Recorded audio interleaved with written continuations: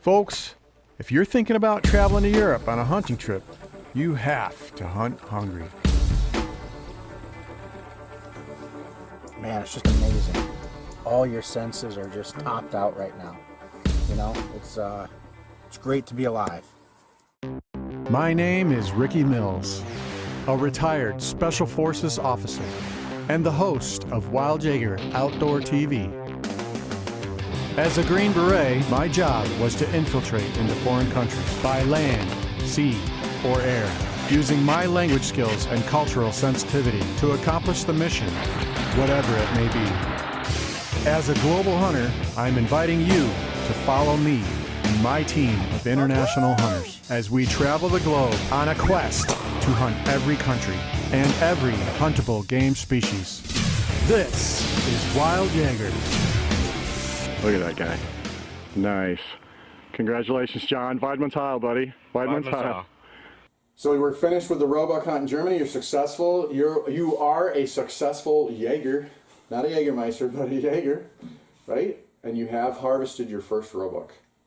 Go back to the United States. What's our next hunt? The next hunt was in Hungary. We come back across, we go to Hungary. Hungary happens to be this plain, and it happens to be like the largest continent, it has to be the largest concentration of roebucks probably in the world. It's absolutely amazing. It's 30 July. We're on our way out. We just met our guides. Got split up into two-man teams. The whole English thing's not really happening. The guides don't speak English. Not a lot of German, not a lot of anything going on, so we're going to do a lot of pointy talky. But, I mean, we're hunting, so we're going to be outside. We're going to see deer. You look at the deer, you look at your guide. Give the thumbs up. You know, they should know what you're going for. 300 gram, 350, 400. It's supposed to be rainy today. It's supposed to improve starting tomorrow. It's all a fact of life when it comes to hunting. I've talked before many times about fair-weathered hunters.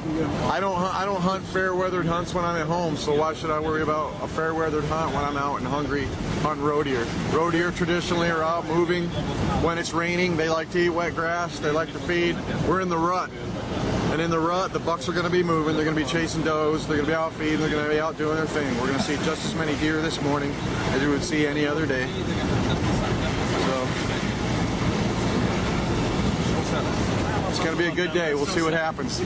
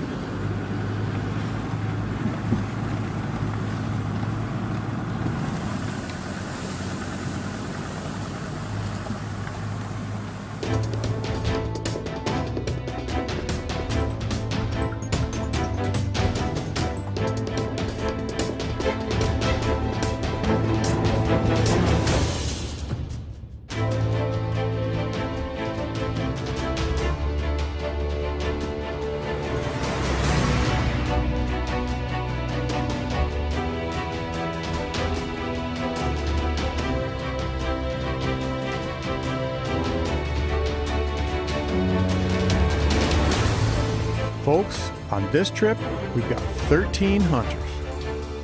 Russ Walter, a veteran friend of mine, joins us on his very first European hunt.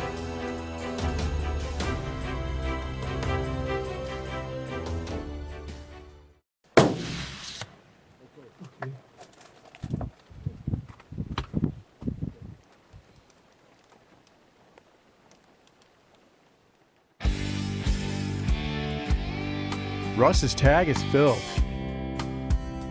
He'll spend the rest of this trip filming other hunters or doing some tourism in Budapest or the local area.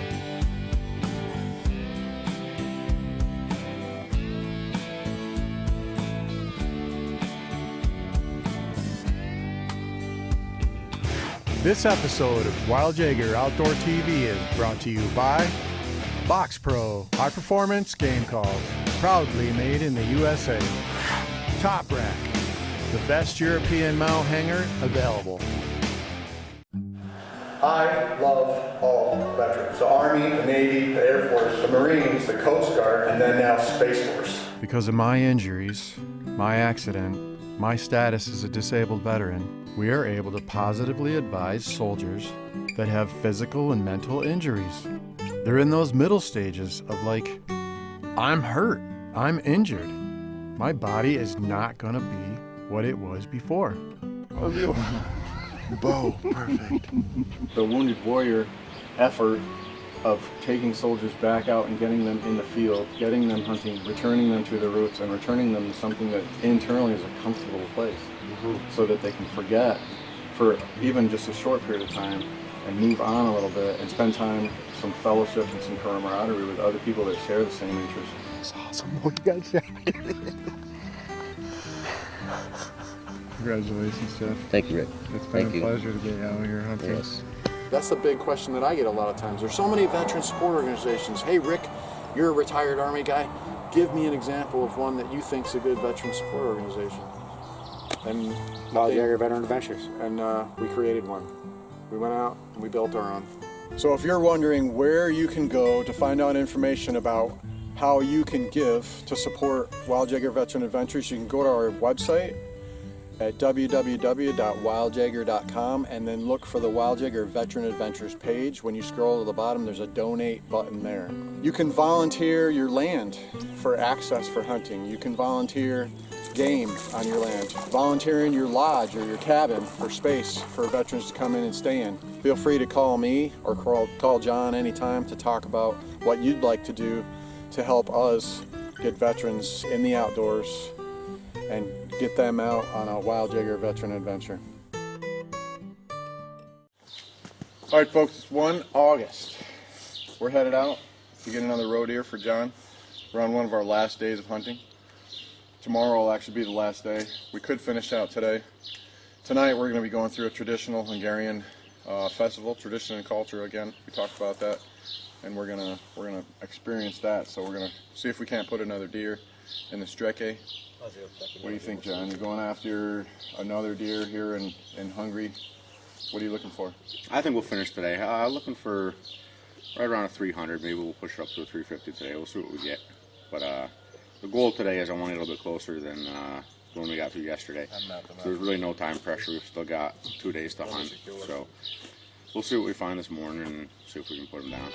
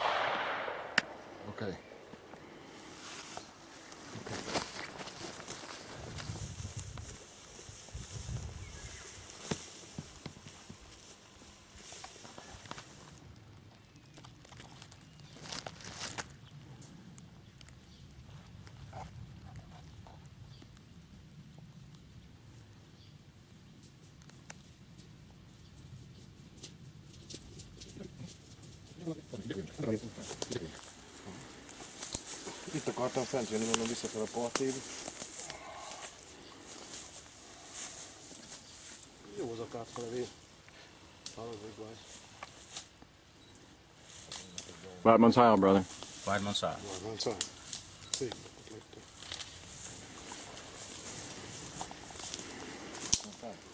Take your hat off, put it in your left hand. Take the branch with your right hand. Yep. Congratulations, man.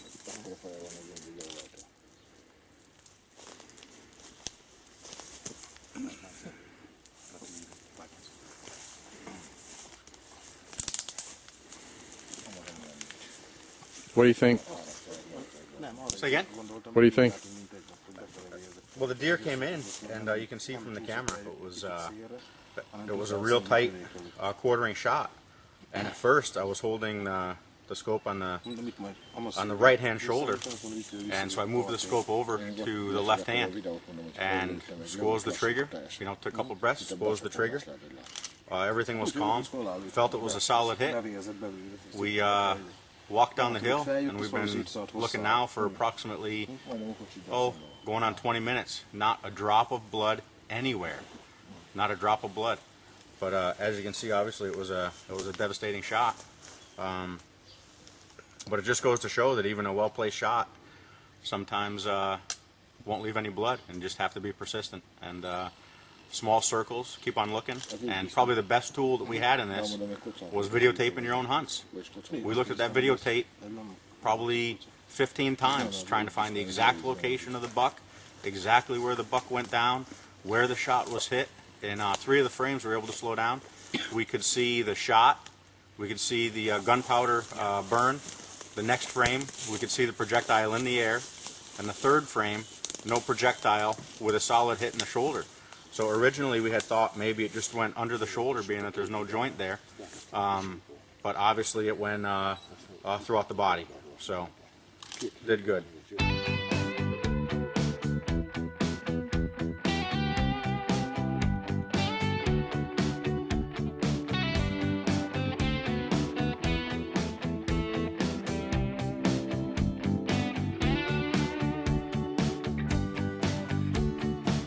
$13 hunters, 15 bucks in 4 days. After you fill your first tag, there's always the possibility to shoot a second or third buck.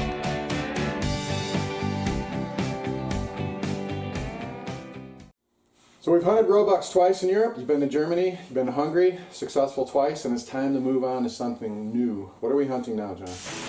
Now we're going to fly into Hungary through Budapest, and we're going to go hunt some red stags. Awesome. And what are we hunting and where? Well, we're going to start out with archery. Exactly. So what we do at WILD Jaeger is we love bow hunting. That's our super niche. So our niche is hunting in Europe, taking Americans over to Europe. As a retired Special Forces officer, I speak 5 languages. I can receive you in the airport in Germany, and we can interact with the local populace. We normally our pro staff that's arriving there, sometimes a driver, if it's just a driver, he may not speak English, and then we are there to help pick you up, secure you, get you in the car, and get you out to the lodge. All of our hunts have English-speaking representatives at the hunt. Your guide every day might not be an English speaker, but you will have the chance prior to going out to talk about any intricacies of the hunt that need to happen during that day, and then when you get back you can discuss things. A lot of times you'll be out there doing the pointy talkie. I think you got a chance to do that a little bit. So I was in the service for 25 years, several different countries, you know, here, overseas all the time, constant deployments. You're not as afraid, I guess. There's a little bit of apprehension if you're going to do this for your first time, but there really doesn't need to be. So when you get there, you're going to be received by somebody who's going to make you feel comfortable. You're going to fit right in. There's going to be English-speaking individuals there. You're going to stay at somebody's basically house, or we're going to make other arrangements for you, and you'll be all set. Now, when you do get out in the field, you're going to be with somebody who chances are can't speak a syllable of English. However, you already speak the same language that they do. So you've been hunting You know, for years here in the States, they've probably been hunting for 10 times that over wherever they are, whichever country they're in. But you're going to be able to work with them, and you're going to be able to figure it out, because your actions are going to be exactly the same. They use the wind, they use their binoculars, they're scanning for the same things, they're being quiet, and a lot of the stuff you can get through literally by just hand signal. And by the end of the day, when you go and drink your first beer together, you're thinking, man, you're like best friends for real. What's up, man? Welcome. How are you? Good, how are you? Awesome. How was your flight? Fantastic. Okay. Be better. Nice. You ready for this? That's the question I should ask. What are you doing, man? What's up, dude? How are you? Hey. Good to see you. You made it. So I heard you got it pretty close today. 50 meters or so. I was 50 meters, yes. I've been so close every day. It's just day 9 for me, day 3 for the group with John coming in, and we're going to get at him. So thanks for coming. Peter, thanks for having us. Good times. Folks, let's go hunting.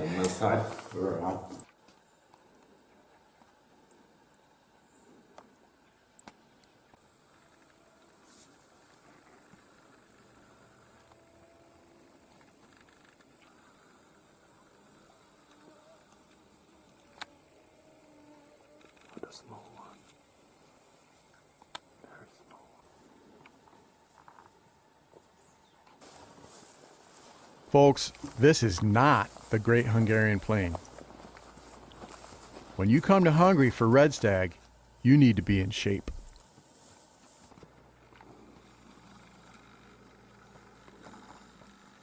See, three ends on both sides.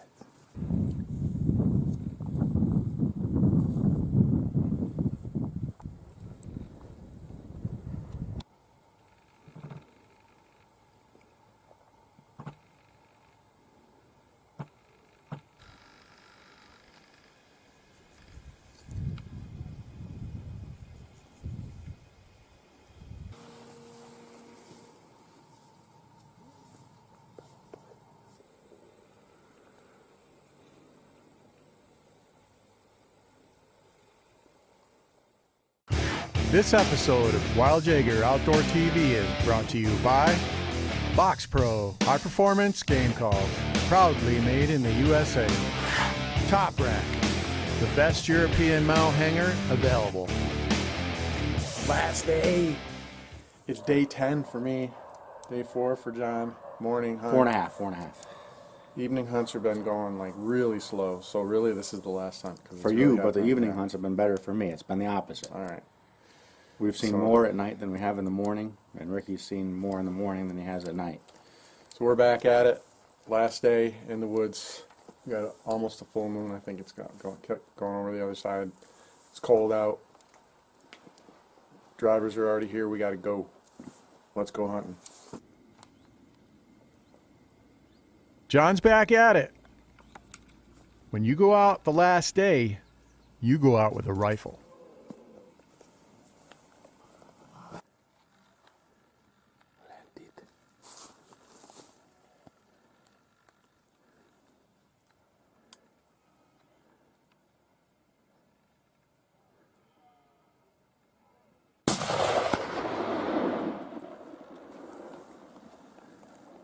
He's down. Did you get it on video? Partially. He's down. I see. That's a very old bull. It looks old. It was very gray. We'll see. It's a big animal, man.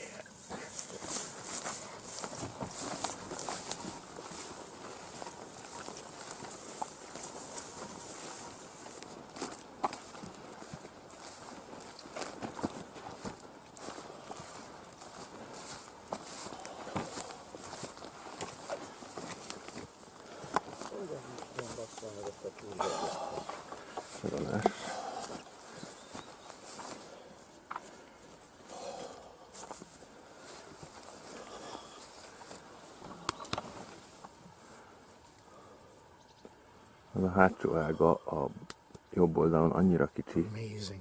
hogy nem láttam én se. You can smell the rut. You can smell it. What a beautiful animal. The branch they're putting in the stag's mouth is known as the last bite. It's respect for the animal that gave its life to feed that person or his family, or sometimes even a village.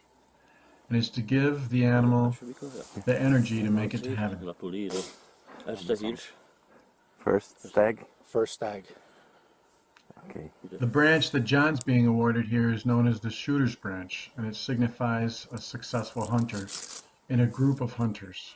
Everyone that has a shooter's branch needs to be congratulated by all other hunters. So here we are, final day.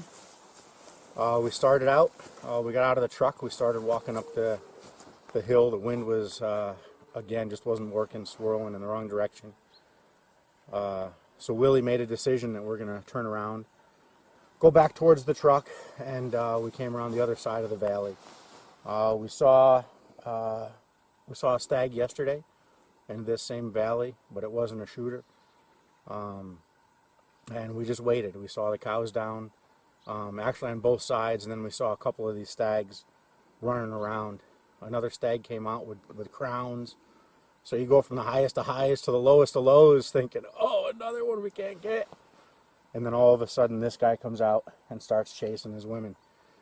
And so he chases these stags, and he starts going up, and then you finally hear the words from your guide, you can shoot him. When I first saw him, he was at 150 yards. But then he starts going up the hill and he gets farther and farther away.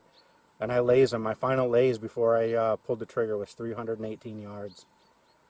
I wasn't sure of the ballistics. It's not my rifle. It's the guide's rifle. It's a 30-06. We discussed where it was zeroed. Yesterday, the guide said 150 meters. So I held about 3 inches high and squoze the trigger. And boom, right in his tracks. This stag didn't take a step. Didn't even know what hit him, and just a majestic animal. What an animal. Man, it's just amazing. All your senses are just topped out right now. You know, it's great to be alive. Congrats. Hoorah.